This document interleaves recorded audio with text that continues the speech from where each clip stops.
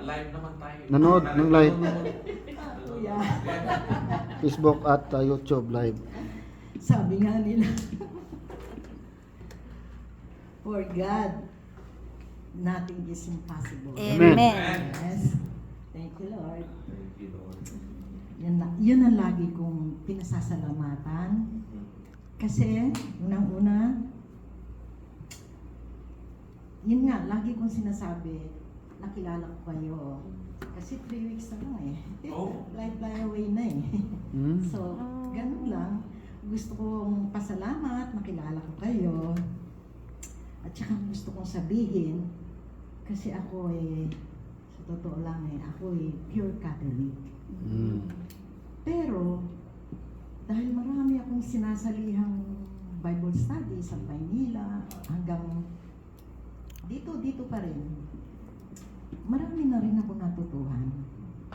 Sabi nga nila, walang relihiyon na makakapag-save sa atin. Amen. Hindi sa ating sarili lang. Amen. Gumawa tayo ng mabuti.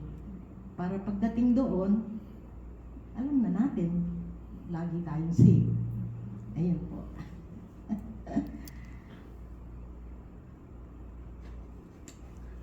Nagsisira ko, Pastor.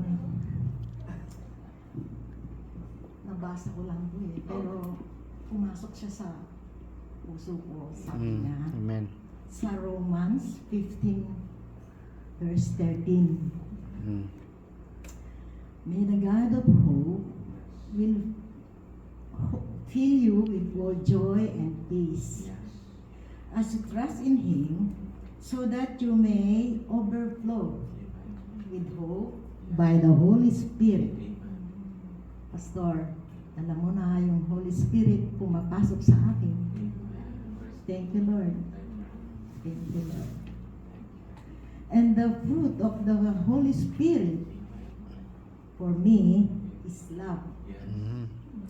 joy, peace, patience, kindness, and goodness, faithfulness, gentleness, and most of all, self-control. I know that, Pastor. Alam ko, alam mo na yan.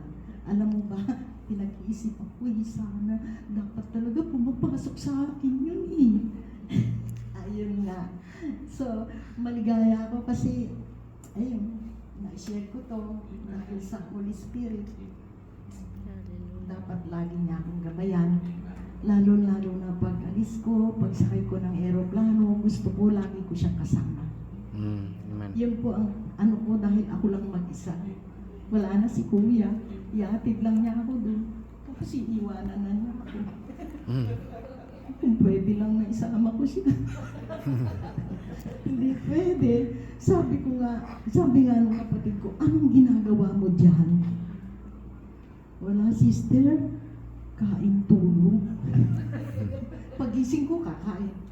After ilang minutes lang, o after 1 hour, tutulog na naman. So thankful ako, nandyan ang manugang ko. Tagaluto. Tagaluto si Lily. Pag hindi ka kumain, magagalit. Kumain ka. Baka sabihin ng nila, ginugutom ka. Hindi, pasensya na. Yan lang po ang maisishare ko. Alam ko, mahal tayo ng Panginoon. Lagi niya tayong gagabayan. Lahat tayo. Yan lang po. God bless us all.